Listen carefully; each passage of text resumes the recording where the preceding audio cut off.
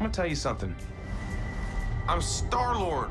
Goddamn people, welcome to the channel. And yes, you're in the right channel. If you're watching this in the Modern Survivalist, you're in the right channel. If you're watching this in Gem Reviews, my channel about movies and video games, you're also in the right channel. The reason why I'm uploading it in both, and by the way, if you haven't subscribed to one another, you have the descriptions there, the links in the descriptions. The reason why I'm uploading this video to both channels is because there's a little bit for both audiences. Yeah, the movie is very good. It's actually maybe one of the best of the three. Probably if you want to go more into a well-organized movie, cleaner editing and such, maybe the first one. But damn, I did love this one. Guardians of the Galaxy Volume 3. It is fun, you will laugh, and all of that good stuff that you're probably signing up to. But there's more. That's why I'm giving it a 5 out of 5. Screw that. Probably it's a 4 out of 5 because of a little bit of extra bloated content there that you could have trimmed away.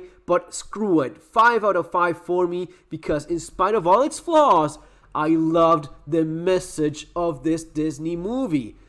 I don't think that the director just made a few coincidences. I don't think that's it. And it starts with this message right here. He didn't want to make things perfect. He just hated things the way they are. That's beautiful. He didn't want to make things perfect. The villain just hates things the way they are. The villain that you see there, raising his finger, wearing purple, an LGBT villain, he hates things the way they are. That's why he modifies reality. That's why he modifies the creatures, the people, everything. He just has to change it, not because he wants to make things perfect. He just hates what nature proposes. He wants to destroy and corrupt everything around him. Now, I talked about this with my family. We saw it in the theater. It was packed full of people. Guys, it was full of people that wearing purple, super adequate for our LGBT plus Q villain. I think that at some point he rants about equality, if you can believe that.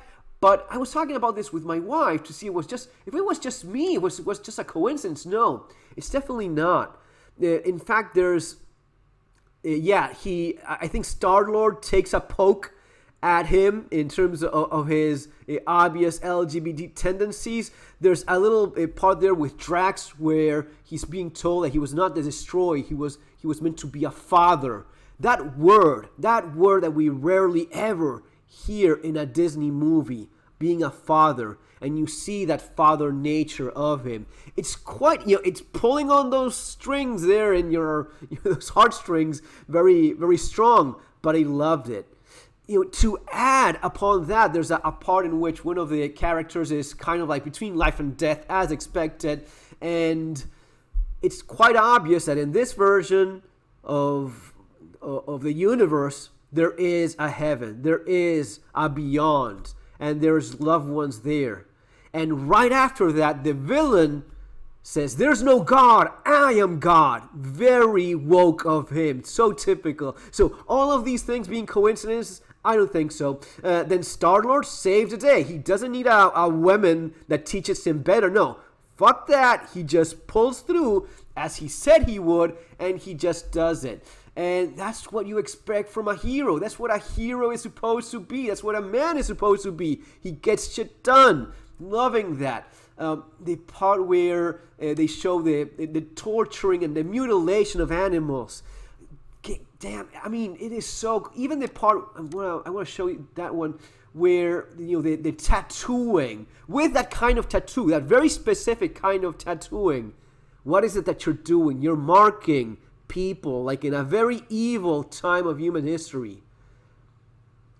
Yeah, the villain is great. Star-Lord is Star-Lord, but the message, guys, the anti-woke message that somehow the director of the movie managed to pull through here is more than welcomed. Guys, Highly recommend it. I hope you enjoyed too. And damn, am I happy that this movie is actually out there, and that obviously the people that cannot create, the people that cannot invent, the people that only know how to destroy, how to corrupt, in those famous words of Tolkien that said, evil can't create, they can only corrupt. They get what is good, what is virtuous, and twist it and modify it to make something of their own, because evil is the only thing they know how to do, and that's never a creation. This guy, it's the perfect woke villain, man.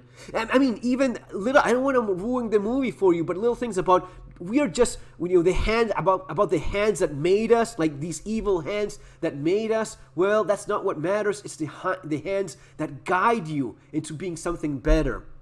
I want to watch it with my kids. I hope you do too, and I hope you enjoy it. And explain these things to maybe younger audiences that are not seeing these little details that obviously the director and probably even Chris Pratt himself wanted to share with us. Guys, it's going to be all for now. Enjoy your weekend. See you on the next video. Take care.